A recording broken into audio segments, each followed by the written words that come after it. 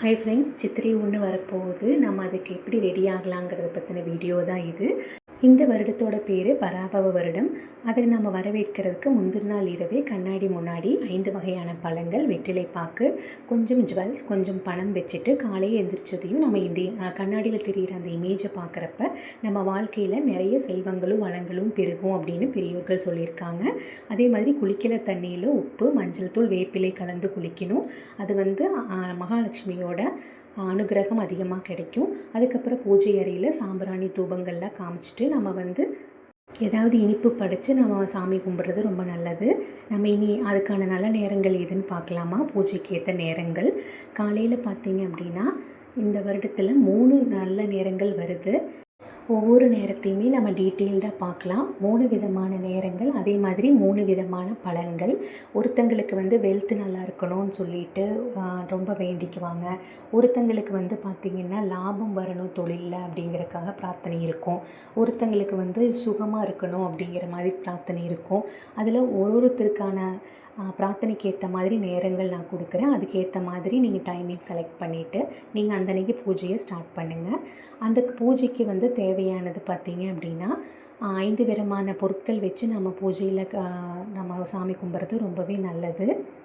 நான் அதோட இன்க்ரீடியன்ட்ஸ் என்னென்ன அப்படிங்கிறதையும் நான் லாஸ்ட்டில் சொல்லியிருக்கேன். நீங்கள் வருடம் பூஜை செய்கிறவங்களாக இருந்துச்சு அப்படின்னா கண்டிப்பாக இது உங்களுக்கு தெரிஞ்சிருக்கும்.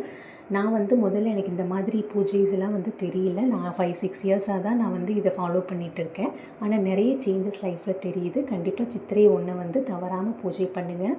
நம்ம லைஃப்பில் எவ்வளோ ஸ்ட்ரகிள்ஸ் இருந்தாலும் அதை ஃபேஸ் பண்ணிவிட்டு நம்ம முன்னேறிட்டு போயிட்டுருக்கிறதுக்கான ஒரு பலம் நமக்கு இந்த சித்திரை 1 நம்ம செய்கிற பூஜையில் நம்மளுக்கு நிறையவே கிடைக்கும்.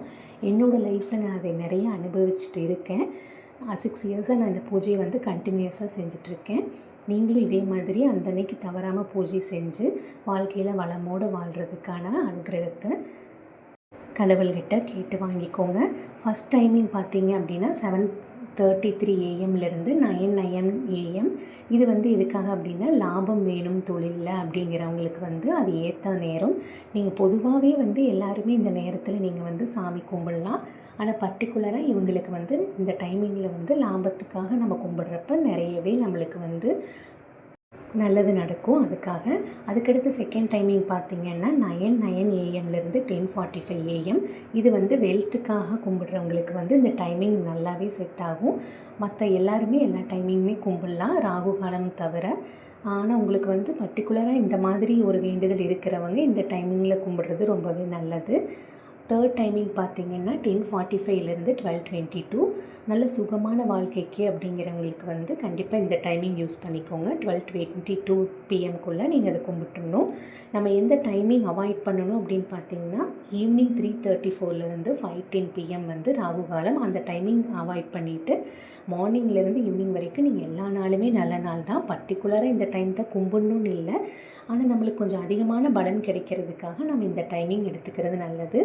நான் சொன்ன 5 விதமான பொருட்கள் சாமி முன்னாடி வச்சு கும்பிடணும் அப்படிங்கிறதுல முதல் சர்க்கரை, அதுக்கடுத்தது கல்லுப்பு, அப்புறம் மஞ்சள், அப்புறம் அரிசி, அப்புறம் துவரம்பருப்பு. இது 5மே மகாலட்சுமிக்கு ஏற்ற பொருட்கள். இது 5மே வச்சு சூடம் சாம்பிராணி காமிச்சு நான் 5 விதமான சாதங்களும் செய்வேன். மாங்காய் பச்சடி செய்வேன், வேப்பம்பூ ரசம் செய்வேன். அன்றைக்கி அதையும் வச்சு நான் மத்தியான நேரத்தில் தான் நான் சாமி கும்பிடுவேன். எனக்கு இந்த தேர்ட் டைம் தான் கரெக்டாக இருக்கும். 12:22-க்குள்ளே கும்பிட்டுருவோம்.